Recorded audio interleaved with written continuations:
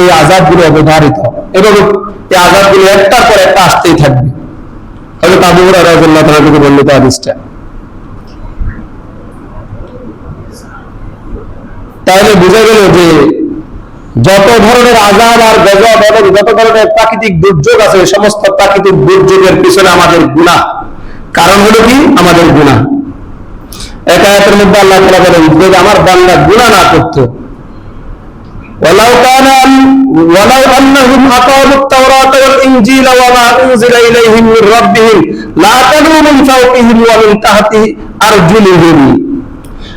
যদি আগেকার যুগের লোকরা যদি তাওরাত এবং ইনজিল, সে যুগে তাওরাত আর ইনজিল ছিল, তো যদি তারা এটাকে মেনে চলতো এবং তাদের উপর যে বিধিবিধান অবতীর্ণ হয়েছে সেই বিধিবিধানকে যদি পুঙ্খানুপুঙ্খানু মেনে চলতো, তাহলে আমি আল্লাহ তাদেরকে আসমান থেকে রিজিক দিতাম।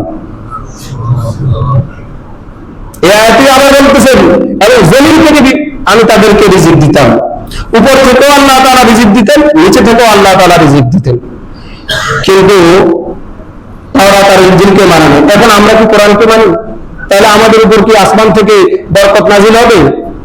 আসমান থেকে তো সেই বৃষ্টি নাজিল হবে, যে বৃষ্টি আমাদের জন্য গজব হয়ে যায়। রহমতের বৃষ্টি তো হবে না। জমিনে আমি শাকসবজি বুনাবো, কিন্তু শাকসবজি সেটা হবে না, যে স্বাদের হওয়ার দরকার সে স্বাদ পাবো না।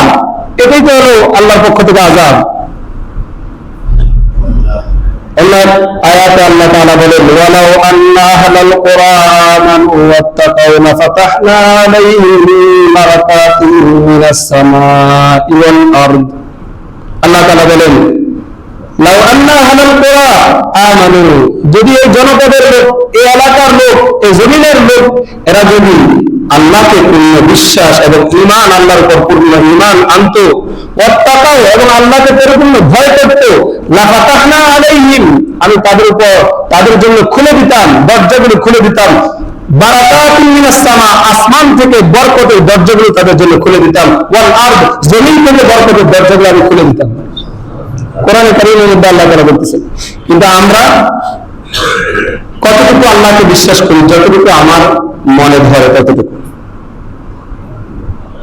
যখনই পর্দার কথা বলা হয়, যখনই ইসলামের বহির্ভূত যে শিক্ষানীতি আছে শিক্ষানীতির বিরোধিতা করা হয়, যখনই রাষ্ট্রনীতিতে যখন ইসলাম বিরোধী কোনো কাজ হয়, সেটার যখন বিরোধিতা হয়, তখন হুজুররা কি বুঝে? এরকম শব্দ চলে আসে অটোমেটিক।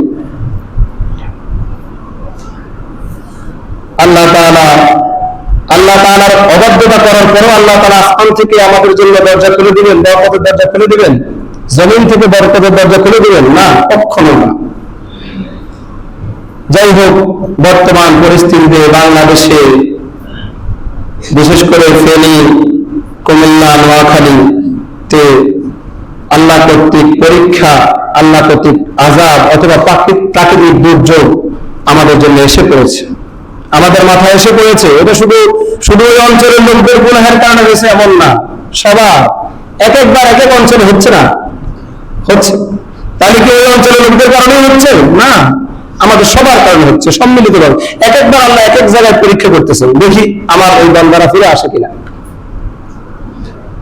এখন প্রাকৃতিক দুর্যোগ বা আল্লাহ কর্তৃক যখন আযাব এবং গজব আসবে, তখন আমাদের করণীয় কি? আল্লাহ তাআলা কোরআনে কারীমের মধ্যে বলেন, ওয়াস্তাগফিরু রাব্বাকুম সুম্মা তুবু ইলাইহি ইউমাত্তিউকুম মাতাআন হাসানান ইলা আজালিন মুসাম্মা। আল্লাহ তাআলা বলেন, আল্লাহর কাছে তোমরা ক্ষমা চাও এবং আল্লাহর কাছে ফিরে আসো। যদি আল্লাহর কাছে ক্ষমা চাও, গুনাহের ক্ষমা চাও, এবং নামাজ, রোজা ইত্যাদি যত ইবাদত আছে সমস্ত ইবাদতগুলো ঠিকঠাক ভাবে আদায় করো, ইউমাত্তিউকুম মাতাআন হাসানা, আল্লাহ তাআলা তোমাদেরকে সুন্দর এবং তোমাদের যেটা উপকারী এরকম একটা তোমাদেরকে জীবন যাপনের সুযোগ করে দিবেন, নির্দিষ্ট একটা সময় পর্যন্ত। তার মানে তোমার মৃত্যু আসা পর্যন্ত। তোমার মৃত্যু আসা পর্যন্ত আল্লাহ তাআলা তোমাকে স্বাচ্ছন্দ্য জীবন যাপনের জন্য, সুন্দরভাবে জীবন যাপনের জন্য তোমাকে সুযোগ করে দিবেন। এজন্য যে কোনো বিপদ আপদে ইস্তেগফার করতে হবে, আল্লাহর কাছে ক্ষমা চাইতে হবে। না, আমার উপর আসে নাই, তার মানে আমি বেঁচে গেছি, অসম্ভব। আর যদি এই বিল্ডিং এর কথা যদি ভূমিকম্প হয়, তাহলে অন্যরা এখানে খুশি হওয়ার কোনো কারণ আছে? যদি এটাকে হতো, খুশি হওয়ার কোনো কারণ নাই। এই জন্য আল্লাহর কাছে সবসময় তওবা ইস্তেগফার করা। এই প্রাকৃতিক দুর্যোগ গুলো বা আল্লাহ কর্তৃক পরীক্ষাগুলো আল্লাহ তাআলা দেন আমার বান্দাদের মধ্যে কারা পরীক্ষায় উত্তীর্ণ হয়, এই জন্য আল্লাহ তাআলা অনেক সময় দেন। কারণ যখন বিপদ আসে তখন মানুষের ঈমান অনেক সময় ঈমান নষ্ট হয়ে যায়। আপনারা গ্রামগঞ্জে অথবা শহরে এরকম হয়তো হতে পারে, কারো যদি একটা ছেলে থাকে আর ওই ছেলেটা যদি অসুস্থ হয়ে যায় বা কোনো বিপদে পড়ে যায়, তখন মহিলারা বলতে থাকে, পুরুষরা বলতে থাকে, যাদের ইসলামের জ্ঞান তেমন একটা নাই, তারা বলতে থাকে আল্লাহ আমার ছেলেটাকে দেখছে, আর কাউকে দেখে না। ওই যে অমুকের ছেলে তো অনেক মোটা টাকা আছে। অনেক ছেলে এরকম বলে কিনা? ঈমান আছে আমাদের? না। এজন্য আল্লাহ তাআলা এই বিপদ আপদগুলো দেন, সামাজিক, পারিবারিক, ব্যক্তিগত, অসুখ বিসুখ, এমনিভাবে প্রাকৃতিক দুর্যোগ, এগুলো দেন আমাদের ঈমান পরীক্ষা করার জন্য। আল্লাহ তাআলা বলেন وَلَنَبْلُوَنَّكُمْ بِشَيْءٍ مِّنَ الْخَوْفِ وَالْجُوعِ وَنَقْصٍ مِّنَ الْأَمْوَالِ وَالْأَنفُسِ وَالثَّمَرَاتِ وَبَشِّرِ الصَّابِرِينَ। আল্লাহ তাআলা কোরআনে কারীমের মধ্যে বলেন ওয়ালানাবলুওয়ান্নাকুম, আমি তোমাদেরকে পরীক্ষা করতেছি, পরীক্ষা করব বিশাইইন মিনাল খাউফ, ভয় দিয়ে, ওয়াল জু, দুর্ভিক্ষ দিয়ে, ক্ষুধা দিয়ে তোমাদেরকে পরীক্ষা করব। তোমার সম্পদ থাকবে না, যার কারণে তুমি ক্ষুধার্ত থাকবে, এরপর আল্লাহর উপর তোমার কোনো অভিযোগ নাই। এরপরে ওয়ানাকসিম মিনাল আমওয়াল, সম্পদ কমিয়ে দিবে, ব্যবসা করতে গিয়ে বড় ধরনের একটা ধরা পড়ে গেল, ব্যবসায় লস হয়ে গেল, এগুলো দিয়ে আল্লাহ তাআলা পরীক্ষা করবে। ওয়াল আনফুসি ওয়াস সামারাত, নিজের জান দিয়ে আল্লাহ তাআলা পরীক্ষা করবেন, এবং ফল ফলাদি, ফসল ইত্যাদি দিয়ে আল্লাহ তাআলা পরীক্ষা করবেন, এগুলো নষ্ট করে দিয়ে আল্লাহ তাআলা পরীক্ষা করবেন। কিন্তু এই পরীক্ষাগুলোর মধ্যে যে ব্যক্তি ধৈর্য ধারণ করবেন, তার জন্য আল্লাহ তাআলার পক্ষ থেকে সুসংবাদ, ওয়াবাশশিরিস সাবিরিন। আল্লাহ তাআলা বলেন যে সুসংবাদ, হে নবী আপনি সুসংবাদ দিয়ে দেবেন ওই ব্যক্তিকে যে ব্যক্তি সবর করে। তাহলে প্রাকৃতিক দুর্যোগ বলেন, আমার পারিবারিক বিপদ বলেন, ব্যক্তিগত বিপদ বলেন, সব বিপদ আপদে কোনো সময় আল্লাহর উপর কোনো প্রশ্ন উত্থাপন করা যাবে না, ঈমান নষ্ট করা যাবে না, বরং ধৈর্য ধারণ করতে হবে। তাহলে আমাদের প্রাকৃতিক দুর্যোগের সময় একটা শিক্ষা হলো যে ধৈর্য ধারণ করা। একটু আগে একটা বললাম যে ইস্তেগফার করা, আল্লাহর কাছে তওবা ইস্তেগফার করা। এইভাবে যত বিপদ আপদ আছে, সমস্ত বিপদ আপদে আরো অনেক আমল আছে। তার মধ্যে এক আমল হলো কোরআন তেলাওয়াত করা, জিকির আজকার করা, তওবা ইস্তেগফার করা, দান সদকা করা। দান সদকার ব্যাপারে হাদিসের মধ্যে আছে as-সাদকাতু তারুদ্দুল বালা, যে সদকা বলা মুসিবতকে দূর করে দেয়। বিপদ আসছে আরেকজনের, তাকে আমি সদকা করলাম, তাহলে আমার বলা মুসিবত দূর হবে। এজন্য নিজের প্রয়োজনে বলা মুসিবত যখন আরেকজনের আসবে, তখন নিজে সদকা করা দরকার। তাহলে আমার উপরে এই বলা আল্লাহ হয়তো দিবেন না, বরং আল্লাহ হয়তো উঠাইয়া নেবেন। এজন্য আমরা এই দানবাসীদের জন্য সদকা করব অথবা সাধারণ দান করব। এজন্য আমরা বলবো যে আপনারা সদকা বলতে সাধারণ দান, এখানে যাকাত দিয়ে আপনাদের যাকাত আদায় হবে কিনা এতেও একটা সন্দেহ থেকে যাবে। যেন যাকাতের টাকা না দিয়ে সাধারণ দান দেওয়ার চেষ্টা করবেন। আচ্ছা, যাই হোক, তো বিপদ আপদে আর কি করতে হয়? আল্লাহ রাসূল সাল্লাল্লাহু আলাইহি ওয়াসাল্লাম কিছু দোয়া শিক্ষা দিয়েছেন, কিছু দোয়া শিক্ষা দিয়েছেন। কোরআনের মধ্যে আছে, কি আছে? আল্লাযীনা ইযা আসাবাতহুম মুসিবাহ ক্বালু ইন্না লিল্লাহি ওয়া ইন্না ইলাইহি রাজিউন।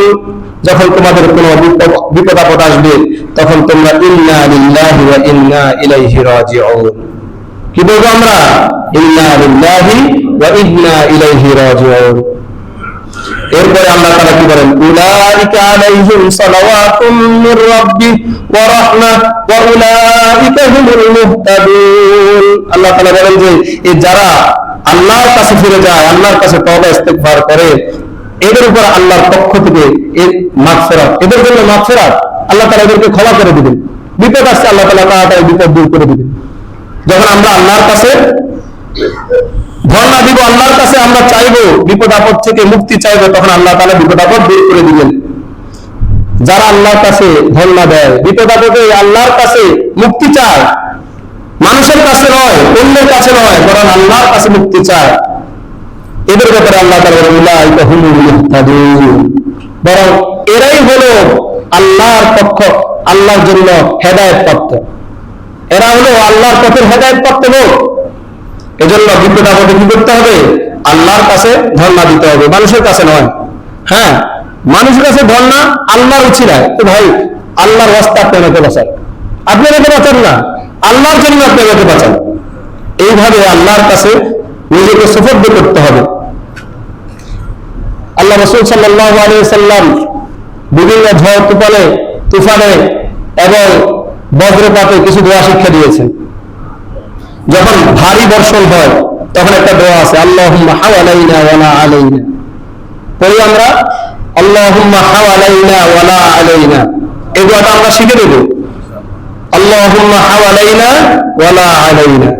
যখন বজ্রপাত হয়, এই বজ্রপাতের সময় একটা দোয়া আছে, আল্লাহুম্মা সাইয়িবান হানিয়া, আল্লাহুম্মা সাইয়িবান হানিয়া। এইভাবে এই দোয়াটা একটু লম্বা অনুরাগতা আছে, আল্লাহুম্মা লা তাকতুলনা বিগাযাবিকা, হে আল্লাহ আপনি আমাকে ধ্বংস করবেন না, আপনার রাগের মাধ্যমে আপনি আমাকে ধ্বংস করবেন না। ওয়ালা তুহলিকনা বিআযাবিকা, আপনার আযাব দিয়ে আমাকে ধ্বংস করবেন না। ওয়াফিনা ক্বাবলা যালিক, আপনি আমাকে এর আগে আপনি আমাকে ক্ষমা করে দিন, আমাকে মাফ করে দিন, আমাকে উদ্ধার করুন। এরপরে ঝড় তুফানে একটা দোয়া আছে, ঝড় তুফানে আল্লাহর কাছে দোয়া করা আল্লাহ রাসূল সাল্লাল্লাহু আলাইহি ওয়াসাল্লাম শিক্ষা দিয়েছেন। দোয়াটা কি? আল্লাহুম্মা ইন্নী আসআলুকা খায়রাহা ওয়া খায়রা মা ফিহা ওয়া খায়রা মা উরসিলাত বিহি ওয়া আউযু বিকা মিন শাররিহা ওয়া শাররি মা ফিহা ওয়া শাররি মা উরসিলাত বিহি। লম্বা দোয়া, আমরা যারা পারি মুখস্থ করে নিব। বজ্রপাত তো আল্লাহর পক্ষ থেকে তাৎক্ষণিক একটা আযাব। এটা যারা বজ্রপাতে, যে সমস্ত ফ্যামিলির কোন সদস্য বজ্রপাতে মারা গেছে, তারাই একমাত্র বুঝে যে বজ্রপাত তাৎক্ষণিক সাথে সাথে একটা আল্লাহর পক্ষ থেকে আযাব। আগুনের উল্লেখ দেখা গেছে 2-4 মিনিট, 10 মিনিট, 20 মিনিট একটা মানুষ জীবিত থাকে, 1 ঘন্টা, 2 ঘন্টা, 1 মাস, 2 মাস জীবিত থাকে, কিন্তু বজ্রপাত সাথে সাথে। এজন্য বজ্রপাত হলো আল্লাহর একটা শক্তিমত্তার বহিঃপ্রকাশ। আল্লাহ যে কঠিন শক্তিশালী, আল্লাহ যে এমন সত্তা, যে সত্তা মহা পরাক্রমশীল, এ কথার প্রমাণ হলো বজ্রপাত। কোরআনে কারীমের মধ্যে আল্লাহ তাআলা বলেন, ওয়া ইউরসিলুস সাওয়াইকা ফায়ুসিবা বিহা মান ইয়াশা ওয়া হুম ইউজাদিলুনা ফিল্লাহ ওয়া হুয়া শাদীদুল মিহাল। যে আল্লাহ তাআলা বলেন যে বজ্রপাত নাজিল করা হয়, বজ্রপাত দেওয়া হয়, আর এই বজ্রপাত আল্লাহ তাআলা বজ্রপাতের মাধ্যমে কাউকে একদম সম্পূর্ণ ধ্বংস করে দেন। কিন্তু কিছু কিছু মানুষ এই বজ্রপাত দেখেও নিজেরা আল্লাহর ব্যাপারে ঝগড়া করে, না আল্লাহ বলতে কেউ নেই, আল্লাহ বলতে কেউ নেই, এরকম ঝগড়ায় লিপ্ত থাকে।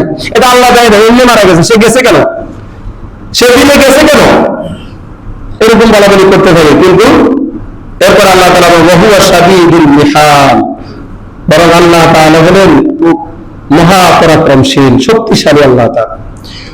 তাহলে এই বিপদ আপদে আমরা যে দোয়াগুলো আছে, অন্তত সেই দোয়াগুলো অন্তত আমরা মুখস্থ করব, পড়ার চেষ্টা করব। এখন যারা বিপদ আপদে পড়ে গেছে, তাদের জন্য আমাদের করণীয় কি? তাদের জন্য আমাদের কিছু করণীয় আছে।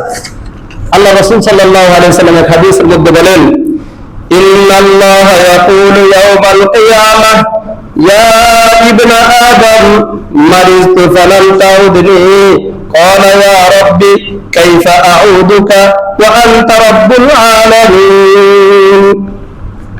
আল্লাহ তাআলা বলেন, কিয়ামতের দিন আল্লাহ তাআলা বলবেন, হে মানব সন্তান, মারিজতু, আমি অসুস্থ হয়ে পড়েছিলাম। আল্লাহ নিজে বলবেন যে আমি অসুস্থ হয়ে গিয়েছি, তুমি তো আমার শুশ্রূষা করনি, তুমি তো আমাকে দেখাশোনা করার জন্য আসনি। আল্লাহ নিজে বলবেন। তখন বান্দা বলবেন, ইয়া রব কাইফা আউদুকা, আমি কিভাবে আপনার দেখাশোনা করবো, আপনার সেবা যত্ন করবো, শুশ্রূষা করবো কিভাবে? অথচ আপনি হলেন এমন সত্তা যিনি আলামিন, রব্বুল আলামিন, জগৎসমূহের প্রতিপালক, জগৎসমূহের প্রতিপালককে আমরা কিভাবে সহযোগিতা করব, কিভাবে আমরা শুশ্রূষা করব, বরং আমরা আপনার কাছে ধর্ণা দিতে আসছি। তখন আল্লাহ তাআলা বলবেন, ক্বালা আমা আলিমতা আন্না আবদি ফুলানান মারিজা ফালাম তাউদহু আমা আলিমতা আন্নাকা লাউ উত্তাহু লাওয়াজাদতানি ইনদাহু। আল্লাহ তাআলা সেই কিয়ামতের দিন বলবে, আরে তুমি কি জানো না যে আমার অমুক বান্দা অসুস্থ হয়েছে, তুমি তাকে দেখতে যাও নাই, তুমি তার শুশ্রূষা করো নাই, সেবা যত্ন করো নি। যদি তুমি তার সেবা যত্ন করতে, যদি তুমি তার শুশ্রূষা করতে, তাকে দেখাশোনা করতে, লাওয়াজাদতানি ইনদাহু, তার সেবা যত্নের মাধ্যমে, তার শুশ্রূষা করার মাধ্যমে তুমি আমাকে পেয়ে যেতে, আমার সেবা যত্ন হয়ে যেত। ওই যে একটা কবিতা আছে না, যদি ছিল রুগ্ন আমি, বাংলাতে এই হাদিসটারই তর্জমা। এরপর আল্লাহ তাআলা বলেন, ইয়া ইবনা আদম, কিয়ামতের দিন আল্লাহ তাআলা বলবেন, হে মানব জাতি, হে মানব সন্তান, ইস্তাতআমতুকা ফালাম তুতইমনি, আমি তোমার কাছে খাবার চেয়েছিলাম। মানব জাতিকে আল্লাহ তাআলা বলবেন, হে আদম সন্তান, আমি তোমার কাছে খাবার চেয়েছিলাম, কিন্তু তুমি তো আমাকে খাবার খাওয়াওনি। কয়লা, তখন মানুষ বলবেন, ইয়া রব, হে রব, হে প্রতিপালক, ওয়া কাইফা উতইমুকা, আমি আপনাকে কিভাবে খাওয়াবো। ওয়া আনতা রাব্বুল আলামিন, অথচ আপনি হলেন জগৎসমূহের প্রতিপালক, আমার মতো বান্দা কিভাবে আল্লাহকে, রবকে খাওয়ায়। আল্লাহ তাআলা বলবেন, ক্বালা আমা আলিমতা আল্লাহু ইস্তাতআমাকা আবদি ফুলানুন ফালাম তুতইমহু, হে আমার বান্দা, তুমি কি জানো না যে আমার অমুক বান্দা তোমার কাছে খাবার চেয়েছিল, তোমার কাছে বিপদে পড়ে তোমার কাছে হাত পেতেছিল, কিন্তু তুমি তাকে খাবার দাওনি, তুমি তাকে তার হাতে কোনো কিছু দাও নাই।